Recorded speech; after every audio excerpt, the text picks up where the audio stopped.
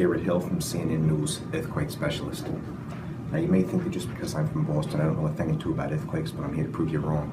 I was a seismologist on the Stand and Drain Fault for 22 years, so I know what I need to know, and I'm here to tell you what you need to know about earthquakes. Now, as some of you may know, an earthquake is a sudden shaking of the ground, sometimes very destructive, caused by tectonic plates and volcanic action beneath the Earth's crust. The spot below Earth's surface where the earthquake originates is known as the focus. The spot directly above on the surface is called the epicenter. Now, earthquakes release energy in the form of seismic waves. Now, there are different types of waves: P waves, S waves, and surface waves. P waves, the first waves to be released. They go through any type of matter, solid, liquid, or gas. S waves come after and can only travel through solids, not liquid or gas. Surface waves do the same thing, but just on the surface of the Earth, and they do not go within the crust. Now, it's important to be prepared for an earthquake depending on where you live. A seismic hazard is the probability that an earthquake will occur in a geographic area. Now, I used to live on the Stand and Drain Fault. Earthquakes almost every day, I'm telling you. Now, back home in Boston, I never seen no earthquakes. Never. Now, to be prepared for your earthquake, you need to know what to do before an earthquake occurs. You want to make sure you have a fire extinguisher, a first aid kit, a battery-powered radio, a flashlight, and extra batteries at home. You need to learn first aid and learn how to use all those items I just described. You need to learn how to turn off your power, your gas, and your electricity. You also need to make sure you have a plan on where to meet your loved ones after the earthquake happens, because while the earthquake's happening, it's every man for himself out there.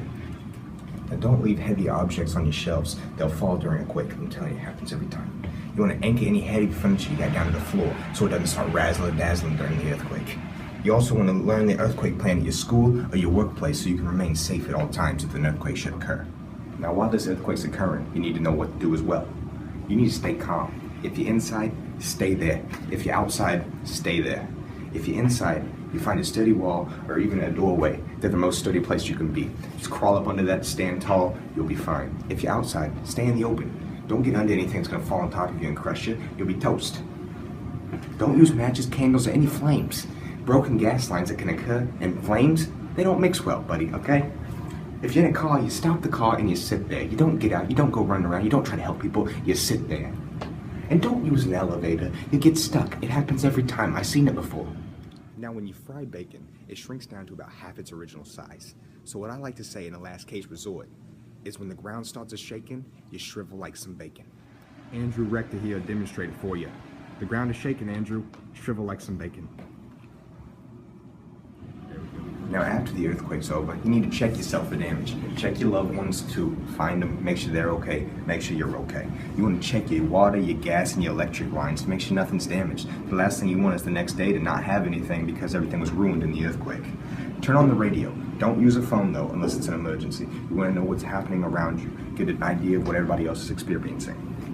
Stay out of damaged buildings. Don't run into things that look like they may fall over. Chimneys, they could fall right on top of you, I'm telling you. If you live by a coast, don't go to the beach. A tsunami could be coming, okay?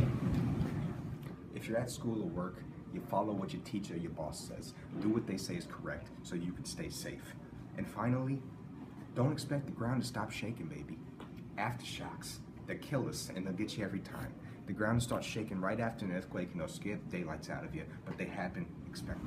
Now, to reduce the damage from an earthquake, you want to make sure everything is structurally sound. Make sure you have good infrastructure, well-built buildings, well-connected and well-secured gas and electricity lines, and make sure all your heavy objects are tied down so they won't start moving around and cause damage.